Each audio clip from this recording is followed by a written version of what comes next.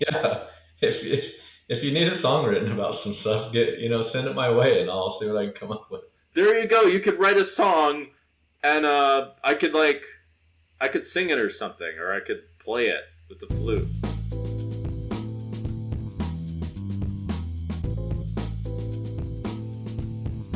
All right, what's up, everyone? We've got someone who I haven't really played with too much, but he's kind of a big deal. Casual 14 million in tournament winnings and number 3 on the Player of the Year championship. Jeremy Ausmus.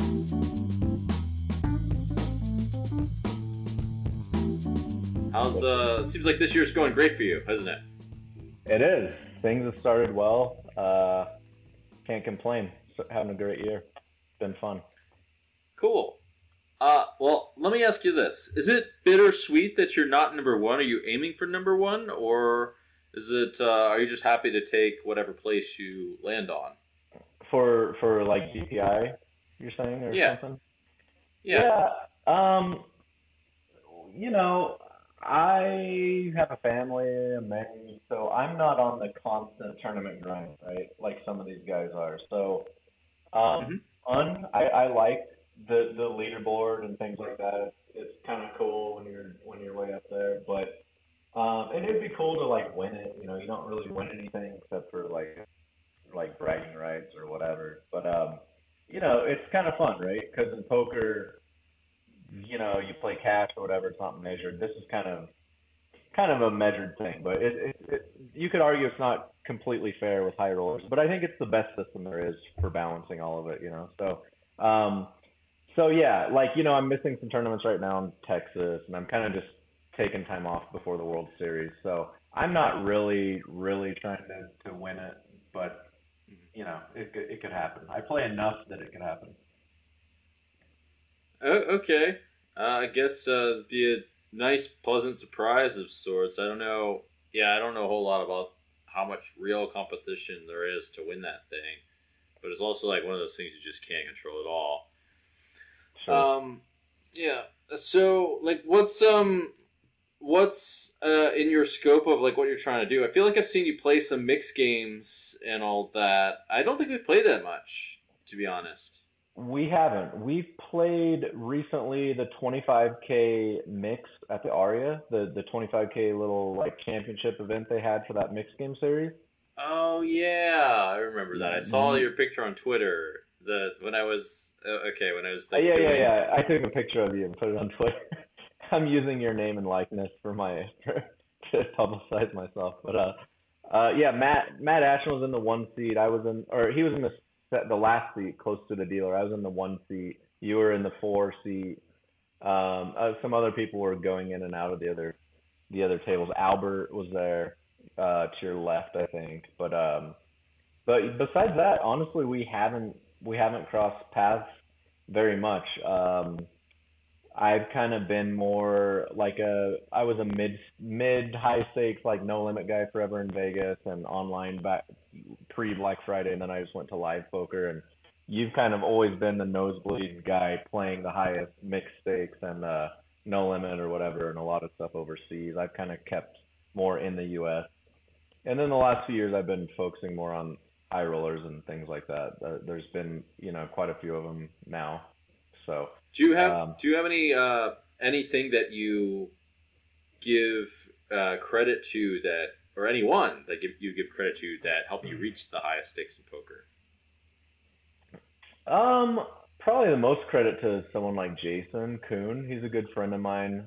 Talk a lot of poker, looked at a lot of, studied a lot of different stuff with him and looked at things. And he's helped me think about the game in different ways.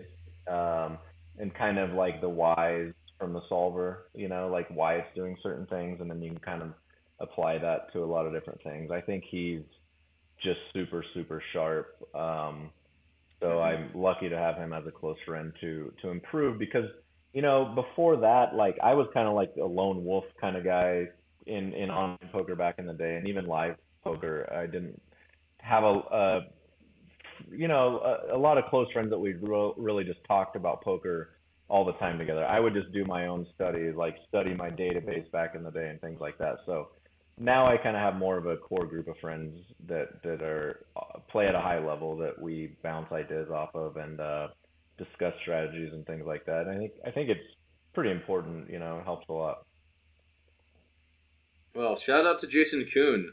Yeah, pretty solid friend to have in the poker space. He's also a family man as well. Both you guys got that in common too.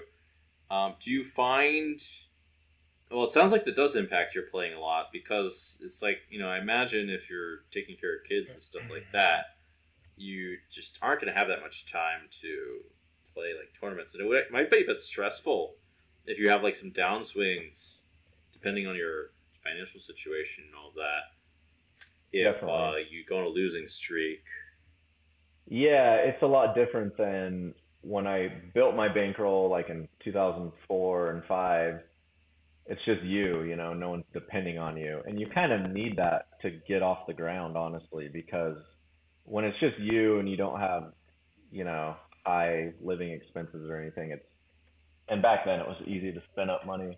But now it's different. Yeah. Yeah, I have to be conservative. You have to be more careful whenever you have, house payments and car payments and, people depending on you and things like that. I can't go broke. So are you playing like a lot of the 100Ks or a lot of 25Ks? Because I feel like, if you like the 10Ks and 25Ks are far softer than the 100Ks. That's my personal opinion. Is that going from 25K? Well, there's not that many 25Ks is the thing, and then there's a bunch of 100Ks, and it's all like the top players and a handful of fish, or VIPs, like a few of them. I would say not even really a handful, like half a handful. And you just have to be like a top tournament player to really like consistently make money at those, and like maybe make swaps and things like that. Probably my average buy-in is like 10 to 15K, but last year I played probably, I don't know, 500K, 500Ks or something like that. So not, I'm not traveling and just looking to play 250s and hundreds and all this. Do you find that poker helps you in some kind of ways with raising a family, or no? I don't know. Not really. I mean, it helps in the sense that I can take off. I have to play every event, or it's like being your own boss. So that's the biggest advantage, I think. I can just kind of take off when I want and then travel here and there and play, and then come home from poker for a week or two, like I'm doing right now. So that's definitely the biggest plus. Is just the freedom it allows when you want it. Oh yeah, that's a big thing. But do you find that poker helps you in some kind of ways in any other areas of life? And I got a second question, which is, would you teach your kids poker? They're gonna become poker pros also. Not honestly. I don't. What I've learned in poker, I don't think it probably does just affect all my decision making, how my thought process on everything, and even just maybe how we discipline or something like that. But I haven't really thought about it that much and like noticed something direct from poker that I carry over. But I think it keeps like I have a calm demeanor. I mean, I've always had that. That's not really a poker. I naturally have it, and it carries over well to poker, luckily. But it's not something I've developed from poker, really. I don't think. So that is key though for staying calm when everyone, the kids are screaming and everything's crazy at home, which some you inevitably deal with when you have two kids that are 2 years apart, and they're stressful times. So that's a big thing. And as far as them learning poker, watch the streams some, and they kind of learn some stuff on that. But I try to teach them. I don't know. They're not. I try to teach them chess, poker. I love chess too. Well, I have a love-hate relationship with chess, but anyways, they're not just dying to learn it. Sure. They're 12 and 10 now, and they're just they don't know much about it. Honestly, they don't know what's going on exactly, but they like to watch it and just kind of watch. I wouldn't be. I hope they do other things, honestly, too. I'm not dying for them to learn poker and get into poker. And Well, I do think for sure that if someone's not really interested in poker, that they shouldn't be a pro unless they have like a group of friends that are already playing and that already like have a successful business. Like that seems like a viable option too. To not be that obsessed, and that's I still think that for the successful person, the person who's successful already, it's viable, which is unique. So a lot of things really aren't, or at least take like a really long time to be viable. And then, I have started to realize, while I do think there's a future in it, it's better for the people who are really, really into it. And I still think it needs to be entertaining somehow. I really do think it's got to make that shift. I just don't know how exactly. That would just solve a lot of problems if there was like people sponsoring money and things like that. But it's a hard sell, but it's also really worth it if it succeeds. totally agree with that point. Yeah, like other sports. But that's the difference, is that people really love watching those sports, and there's just so much side money. Exactly. That I mean, it looks like it'd be interesting to see if it actually happens. Anyway, I'll be the proof of concept of that. Although, a couple things. One thing I want to mention, I'm really curious actually to see if poker creates, if poker helps people become more calm. I feel like it. I also was always a calm person. Like, definitely that's my natural predisposition. Sure. Yeah, so you don't think that it really helped you become calm? You're just always calm yourself? Because there's a lot of people that are not like that, by the way. Me personally, I've always been very calm. But that's not to say that some people don't get more calm playing. You know, you do have to sit for long periods of time and focus on something, very closely. Maybe just doing that kind of fosters calmness, right? I don't think that's too unreasonable. Sure. Well, not only that, but what I'm thinking is that, where calmness really comes from is just like seeing the big picture a lot, which is really a big thing in poker, because you just like can't be successful without seeing the big picture. And that's like kind of unique, actually. There's a lot of job or places to work in where you don't really have to see the big picture. Certainly or someone's in job in marketing or whatever, they just have to be good at like marketing whatever they have to be good at marketing. But a lot of the things that they market aren't necessarily things. I mean, it's happening a lot today, actually. A lot of things that are marketed are not at all big picture things, and in fact, it's like in the long run, like a super net zero sum game, in my opinion, or a big super zero. It looks like it from my perspective, but the poker doesn't work that way. You have to have a strategy that will work eventually if you want to win. Yeah, that's a great point. And like you said, maybe that's something I've learned more, that I kind of carry over in my life too, that I don't think about, because I am thinking about long, like the kids' future and what they're doing and things like that. And that it's probably just having that mindset all the time. Probably, I bet you're totally right. It probably just carries over. All right. Yeah. So it'd be really interesting to see some kind of data that shows poker creates a certain kind of underlying calmness from being able to see the big picture, or from being able to focus, for hours on end. I think that for sure creates calmness as well. One thing that is really interesting in poker that just doesn't happen in other sports. Well, it does happen in sports, I would say, but it doesn't necessarily happen in a lot of areas of business or in people's real life jobs where you could say the games are really big, is that you actually do see the long run if you play long enough in poker. You see the big picture, you feel it, which is a hard thing to do. That's something that I personally want to explore a bit more, and whether it can actually be used in a positive way. It's a very hard lesson to learn. It takes time. And, talking about poker being more entertaining, I've heard that you've got some musical talents of sorts. Yeah, a little bit. I put out a couple of little poker songs that I kind of wrote. So yeah, they're mildly entertaining. I think. I don't know. It's an added spice. I don't know how this would work in like a what is it? A like a high stakes poker game. I guess like theoretically they could be used to distract. Like I mean, I've never seen anyone really do that, but I don't see why that would be against the rules. A lot of things are not against the rules. Like steaming people up is not against the rules. So maybe True. something like that is a thing. Like that can be a thing to do things that are distracting. But I mean, I have a hard time seeing you do it. It would make me happy if you did it, just because. First of all, no one does it, and I happen to like when people do weird shit.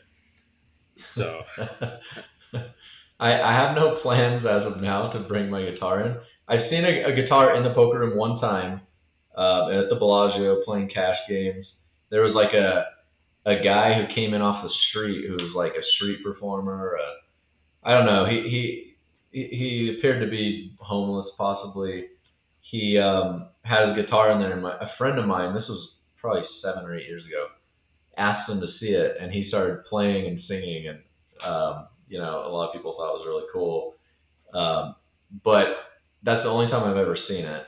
And when I wrote these poker songs, that wasn't on my radar whatsoever. I had just been playing more music, and just kind of, I don't know, just some creativity, pops in your head sometimes. You know how it is, and I've been trying to when it does, get it down on paper or record it, and then I'm like, this could be kind of cool. Prior to that, I'd written a couple songs for a friend's birthday, and just random little things little blurbs, and I'd send to friends, and people seem to be liking them. So this one I took more seriously, and I really sat down and wrote it and spent some time with it, and I thought it turned out good. I like the process of writing the songs. It's fun. Really? It's kind of like a puzzle. You know what I mean? It's got to all go together, and it's got to rhyme or mostly rhyme, and it's very. I find it quite satisfying to write the. I think that's what I'm best at. The singing I'm so. I've gotten a lot better, but I used to be awful. The playing I'm okay, but I think the lyrics is what I enjoy the most, and I've done the best at. Yeah, it's fun. Well, I have a few crazy ideas. First of all, I don't see why this can't happen in real life, other than it's a little weird. But I'm personally not shy. I'll do weird shit. You gotta learn guitar then. Well, I've got the flute. I've been learning the flute, or at least I was, and I decided, okay, I need to practice a bit more consistently. When I figure out a couple things, I get this content stuff nailed down, I will revisit the flute, and I'll play it.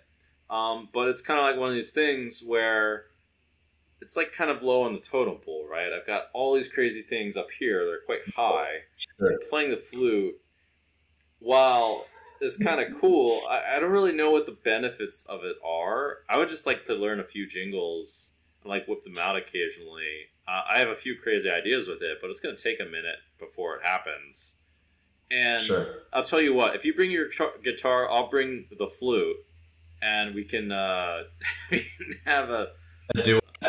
yeah. They call that a duet. Yeah. And then someone at the table could sing. It'll be a trio. Yeah, Sounds there you great. go.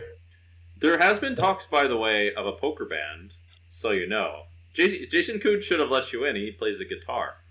He plays. I'm the part of the band, man. This band we're talking about. Oh, you are in the band. Okay, Yeah. so we're uncovering the band. All right. Well, I already play the piano. The problem with the piano is it's the opposite problem of the flute. It's really easy to play, but you need a fucking piano. Is the problem. It's a bit problematic to take around. Need a little keyboard. I play piano a little bit too, actually. Yeah. Okay, I'm pretty good at it, or at least I was. like I could hypothetically play. I suppose, yeah, there's no rules against pianos and guitars. I don't know where this poker band's going to take place. But one idea that I've got is to make, and I'm going to hold these motherfuckers to it. And it seems like, by the way, you've got a taste for justice yourself. Is that right? I guess I might. I suppose. Well, you did call out the one guy for cheating. Maybe you're not in on this. Yeah. Yeah, I called that guy out for cheating. Yeah, because I think he was. I'm like certain he was cheating. You know. Okay. Well, at this point. Well, guess what? I got an idea. With this band thing, this poker band thing. I mean, you've probably seen Serious's work. And, yeah, great, amazing stuff. I mean, I feel like this is the way to do it, because like the thing about calling people out is it's kind of like not. It brings a little drama and a little bit of negativity and whatever. But if you do it in a fun way and you write like a song about them, but they can't even hate because you like say some things that are kind of a little bit good, but you also say, but this person's a piece of shit and owes money, or something like that, then it's kind of a decent way for social justice of sorts to happen. In addition, many artists in history did this. So you know, this is what they did. They wrote about things that they were passionate about, and they made it something that people actually want to hear, rather than saying, this person is a scumbag. And and yeah, I mean, they made like a following with it. This could be, I mean, this would probably get like some attention in the poker media. I can't tell if it really inspires you or not from your response. I'm trying to get the wheels turning. Yeah. No, it's crossed my mind. Like, so I've written 2 poker songs. I have another one in my head that I'll probably write. I'll finish it and record it probably. But I considered something like that too, you know, about the cheating thing. But I haven't went down that road yet. But because it's kind of, I guess it's kind of old now. You know, this happened last fall. Like, was it October, November? And well, I kind of already said my stuff about it, and I talked to the guy about it, and all of that. But I think it's a good idea. I like it. I do. Okay. Well, this isn't just about that guy. And like, if there's no justice for, you know, that guy, and like Mike Postle, for example, then, you know, there's still opportunity. I don't think that it makes sense to let these people like get away with it. That's not how it works. And they're all bitches too, if I'm really honest. Like, no one in poker has a spine at all. No offense, if that applies. I mean, but yeah, it kind of applies to me. I don't like to, even calling that guy out is, I don't really get into any conflict. I'm not calling people out. I try to get along with everyone. So that could be considered spineless also. That's fine. But I thought that I should make the community aware of this guy and the situation is what I wanted to do. You know? Well, that's respectful of you. Yeah, it's important to make people aware of like what's going on. Well, you don't have to have it. You could have me I'll call some people out. I'm not like crazy. I don't have too much spine. It's dangerous, but I'm definitely calling these idiots out. They just need to be. I'm happy to do it. Got a podcast now. Sweet. So I'm trying to recruit musical warriors. Yeah, if you need a song written about some stuff, send it my way and I'll see what I can come up with. There you go. You could write a song, and I could sing it or something, or I could play it with the flute and talk a lot of shit. I mean, who's gonna hate someone who writes a song about them anyway, even if they say, but they're also a scumbag and owes money? I mean, it's true. You're kind of right. The songs are kind of endearing, aren't they? A weird, endearing mix of,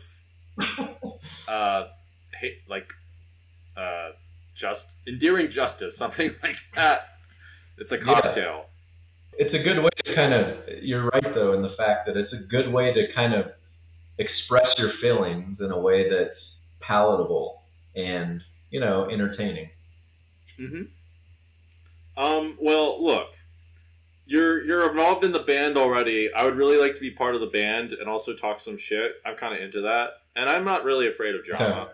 I was born in it a little bit, So, you know what?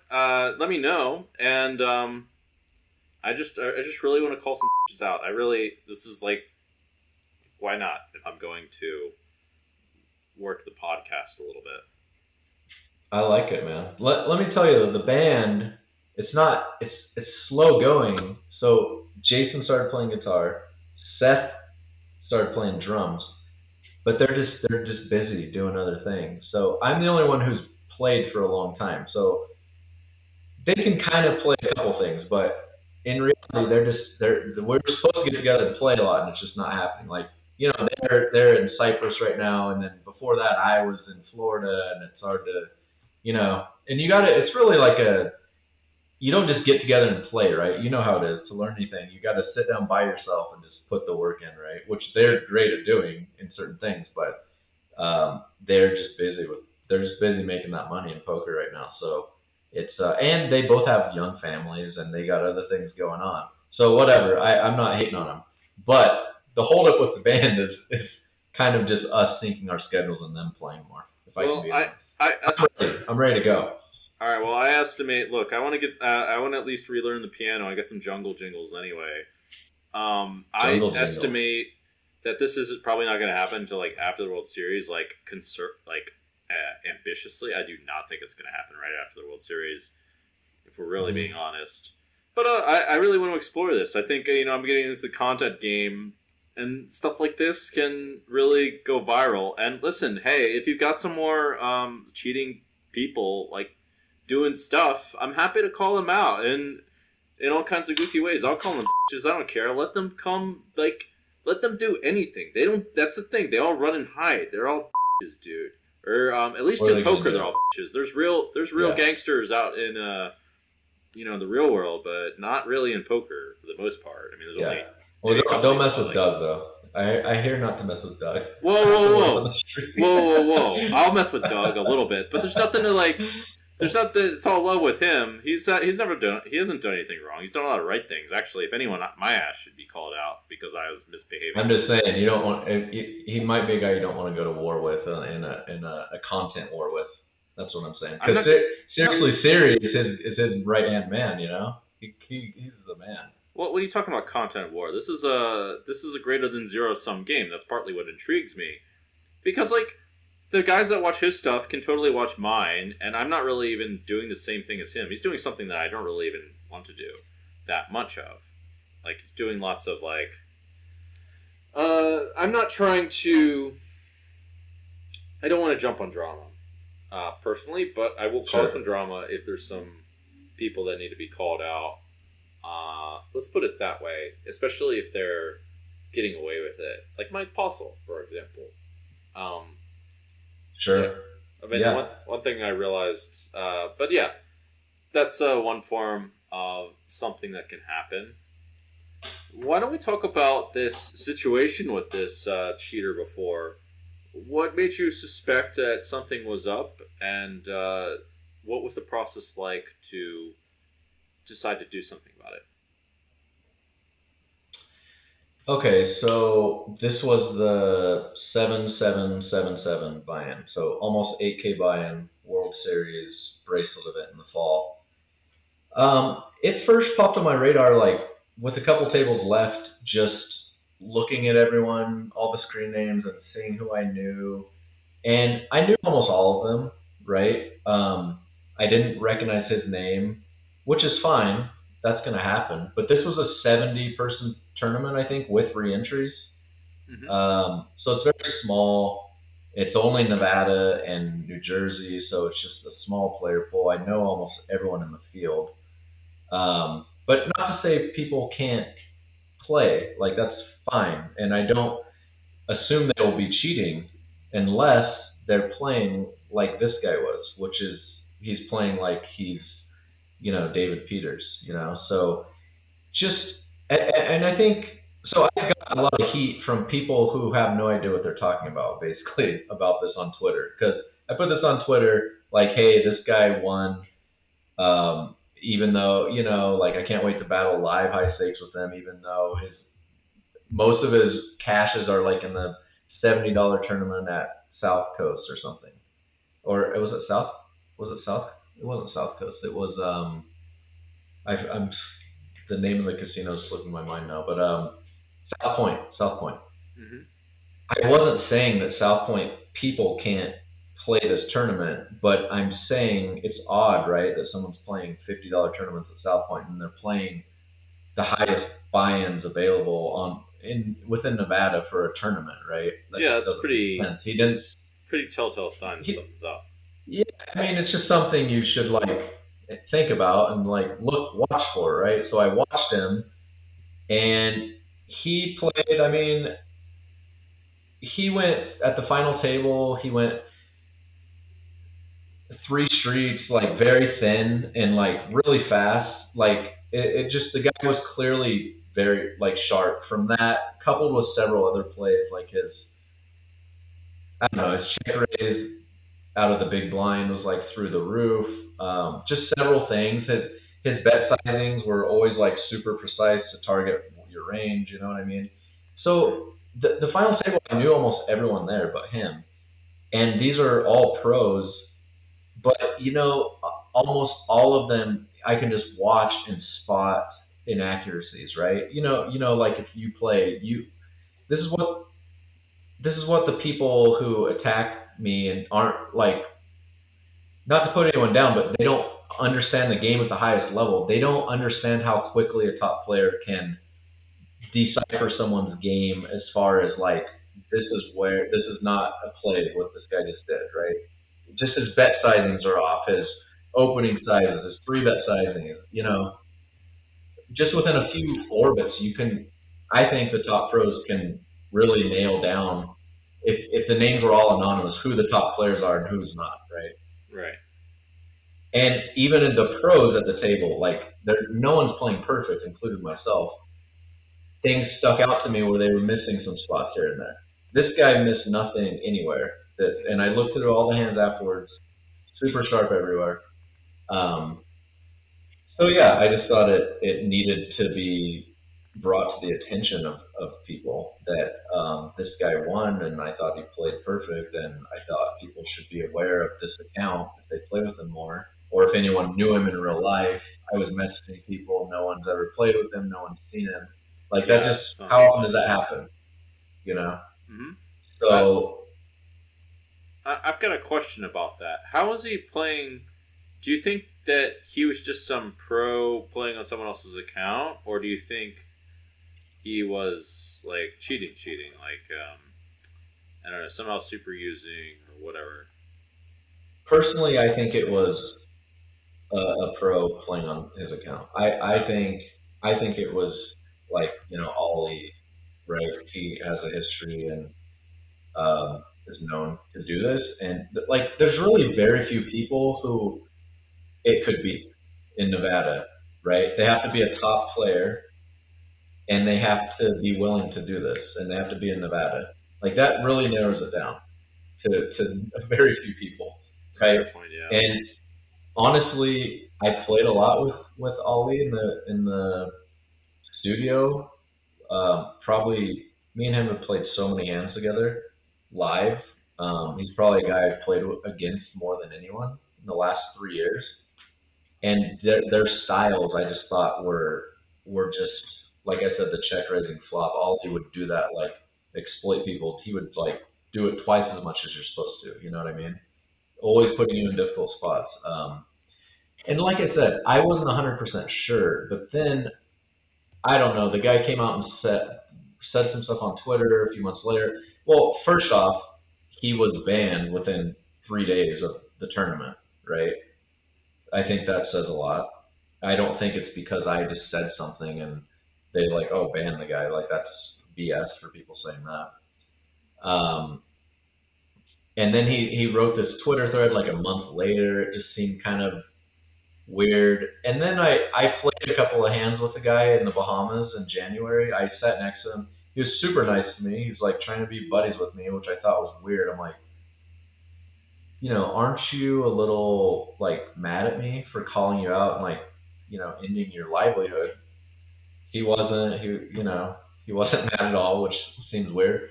He played a couple of hands that there's just in my mind, at this point, there's zero chance the guy that played the final table at the tournament was this guy. There was two hands that stuck out to me. They just are clearly just not play of a top level player, whatsoever. Oh, I see. Yeah, I mean, sounds really, really suspicious from my point of view. Do you Well, good job calling them out. I do really think that calling out these people is a really effective step in making it not happen, because there should be some preventative measures for sure. And the only way to do that is to reveal information if it's relevant to preventing people from doing it in the first place. Have you thought a bit about, or do you care about creating measures in order to prevent these sorts of things from happening? Yeah, I mean, I think online poker is in serious trouble if they can't do something about this, right? Because who's going to feel comfortable playing, especially, medium to high stakes online, if you have to worry about this cheating? And the thing is, I wasn't even that mad about the whole thing because I expect this stuff to happen, because as is now, it's just too easy to do, right? And that's why, I caught a lot of backlash from people, but it's not one person who plays poker regularly that I know at all, because everyone I talk to in real life, anyone who plays poker for a living, understood where I was saying, where I was coming from, and agreed with me. It was just a whole bunch of people who just thought I was a sore loser, right? They don't understand how easy people can cheat and that it happens, So it's not their fault. They're just, you can't expect everyone to know these things, to be on top of what's going on. But I think for online poker to make it, you have to have some serious security measures, and it instills a little hope that they got banned. And, WSOP doesn't release statements on these things, but they've banned, several players over the years for presumably cheating. But without that, people aren't going to play high stakes. Like I said, I knew what I was getting into. I expected it to happen, but it was still soft enough that I expect to make money when I go play this tournament, right? So I take it as a, just a cost of doing business type thing. I was fine with. I wasn't all mad about it or anything. I just wanted to let people know about it. But yeah, it's good. What can be done is, outside of tracking people's screens, having a camera on someone, like maybe two cameras, like one front and then one in the back on their screen. Outside of that, people aren't going to want to go through the loopholes of doing that. It's too much. Well, it's too much. And outside of that, though, how, what can be done? I don't know the answer. And honestly, I don't play a lot of online poker these days. It's not necessarily that. It's just there's so much live poker, and I'm enjoying that. So I'm content doing that. Well, I would take a different approach for making preventative measures. So, yeah, I totally agree. You can't prevent it, people from doing it. Period. I would say actually let them, but if they get caught, there's a really steep consequence. Like being banned would be one example. But even before that, I don't even know if the permanent ban is necessary. Unless I would think that there should be ways for people should have the option for redemption. Certainly if people turn around, then you could let them play back. But there's theese kinds of things in this is the theory behind jail, right? There's a couple issues though with how jail works. I'm not an expert in jail, but you could do something you could create some kind of drastic penalties if they do get caught. They're enforceable across many different a sort of mutual agreement across all different poker sites or whatever. In addition, one thing that could be interesting is if poker a group of poker players would get together. I mean, I think GG Poker is doing this, and create create some kind of solution that is mutually agreed upon by top pros, or at least like fairly mutually agreed upon. It doesn't have to be perfect. That could be put in place that should these people do this, and maybe even in a way that maybe even throw in some preventative measures. Like I think making like a group get together and discuss this sort of idea would yield some interesting results, because like people, I think when they put their heads together can I think creativity fosters in these sorts of situations. What do you think? Yeah, I think what Gigi is doing is probably a step in the right direction for sure. Yeah, you need top pros looking at hands, things like that, and then like I said, I think the online security of just like catching them red-handed somehow is a big deal. But you can't have all the overhead of all the cameras and all this stuff. Yeah, yeah, it's too crazy. Yeah. Well, not just looking at hands, by the way, but yeah, you do need like some experienced pros to look at these sorts of things, and maybe we get paid something. But I'm just saying, just to get together and say, okay, we're going to find a solution to this. Then we're going to test it. We're going to fucking do it and see how it works, and that kind of thing. And if it doesn't work, then okay, it's back to the drawing board, and let's do it again. And then pretty much no more cheating. At least from my point of view, like there's definitely equivalents in history that have done well. They've done something to get rid of like all crime in kind of effective ways, but in much more complicated ways actually, such as cities like they basically have zero tolerance policies, like Dubai and Singapore as examples. Somehow they've like almost eradicated crime, but maybe they're almost too militant. I don't think they're overbearingly militant, though. Having been to Dubai specifically, Dubai is like fairly lenient. It's, in my view, almost too lenient, because it has quite a bit of toxicity. Yeah, I think you're right, and I think the ban that carries over to live poker is probably doing a lot to deter people cheating, because that's a pretty big deal, right? If you're a professional poker player and you can't play live anymore, the problem is like on other sites is just people creating bogus accounts under people's names that are never going to play live. Mm-hmm. That's what they do too. So then it doesn't affect the person, right? So yeah, I think that's an effective way to deter people if it's under their real account name from having someone else play on that. Oh yeah, I mean I do think GG has done a good job of that stuff also, and yeah, I think that's a good measure. It does require like kind of an effort of like we're gonna do this, which I think people lack. But I can be the driving force for that, or part of the driving force, I should say. Yeah, so I got a little story about preventative measures. There was I've heard in these Asian games, when they played for quite large stakes short deck, that they used cameras on iPads and all that to make sure people were playing.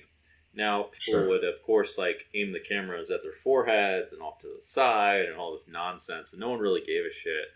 I heard a story of one VIP falling asleep in front of the camera and still like playing like multiple tables, so he's snoring in the camera. That's hilarious. I haven't heard that, but I know I've heard that. I've seen those games where the camera on them to ensure them playing. That's really funny. In Indonesia, they're it was very very very common thing to have happen. And just no one really ever tried to. Well, they tried to do something about it, but no one really followed suit. One more thing I want to ask you before we close out. So, what are your plans for the future? Are you going to play some more 100Ks? You're thinking of playing the mixed games? Are you going to take me on in the 50K? Are you going to stop me from winning? I don't know. Well, I tried last year in the 50K and I didn't succeed. I guess we didn't play together, but I was in the tournament, so you got some of my 50K there. Well done, back to back. By the way, that's amazing. Thank you. Yeah, I'll be there. What's up? I'm gonna be playing. Yeah, full schedule. Focus on just 10Ks and up at the World Series this year. Not a lot of times I just play everything. I just bust and then I just jump in like late reg to 1K. I'm not gonna do that this year. I'm just gonna focus on the 10Ks and up. And yeah, I'll play the 100K. I think maybe in the 250 probably. And I might play a couple 100Ks this year. See how the year if it keeps going well. The thing is, I mean, I went to Madrid last year for a Triton. I'm not going after the summer. I don't know if there's anything else in the fall. So, because there's not a ton of 100Ks in the States anymore. Most of them are EPTs or Tritons and things like that. So, if I'm going to play 100K, I got to go over there, and I'll have to see what my fall schedule's like. I have nothing planned as of yet. They kind of got me hooked on the whole PGT, the Poker Go Tour thing with their whole leaderboard and the free roll and all this stuff. Like it's all US based stuff basically. So they have $1 million free roll at the end of the year and all this stuff. So I play I prioritize all those kind of. Okay. I mean, all makes sense. I prioritize $1 million free roll too. That sounds pretty sweet. Yeah. It's what, all the 10K plus at the World Series count for the points for the leaderboard. Top 40 getting the thing. So you might just be there, man. You win the 50K again, that'll be a lot of points. And there's another mixed game series in the fall and another PLO series. So there's lots of chances to get in there. Fair enough. Okay, so all right, one last question before we go, and hopefully I'll find you at the free roll tournament. I'll find some weird question to ask you or something. So which poker player do you admire the most?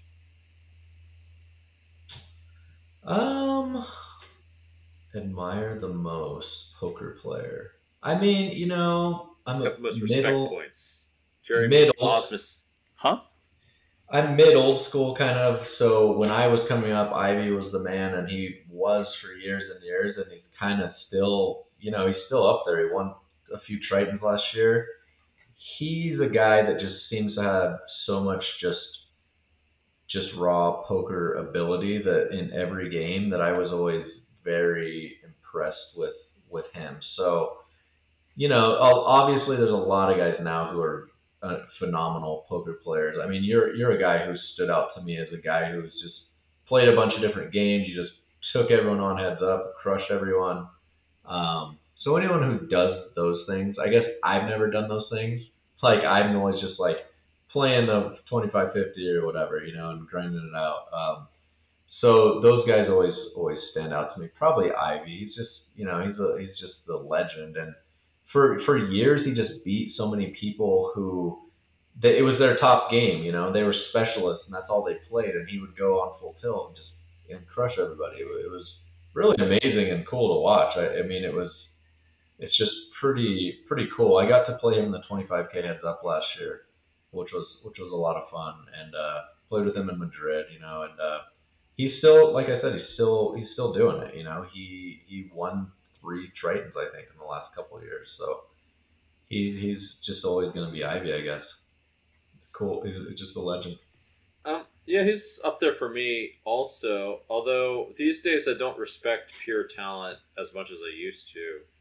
Sure. I mean, I respect actually more that he changed the way he changed a bit over time. Actually, he in a few different ways he did, and yeah, it'd be interesting to hear a bit more what he's got to say. But we can dream. We'll see. Anyway, I gotta go, but it's been great having you on, Jeremy. If you want to promote anything or any last words that you have in mind, or any potential songs you've got want to throw out there, or whatever, anything you could say. But otherwise, it's great having you.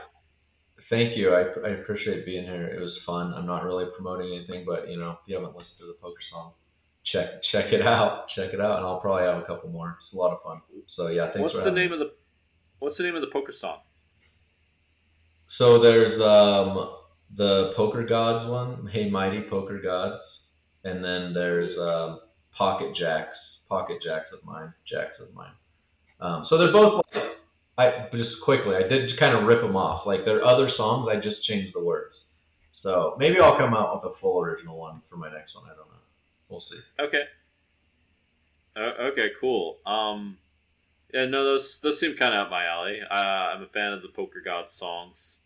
Poker Gods need a shout out to the Poker Gods and all that. Mm-hmm. And that too. Yeah. Hope they hooked me up on getting a bluff through against Falcons that had no shot of getting through. So, yeah, pretty sweet. Anyway, thank you for your time. Thanks, bud.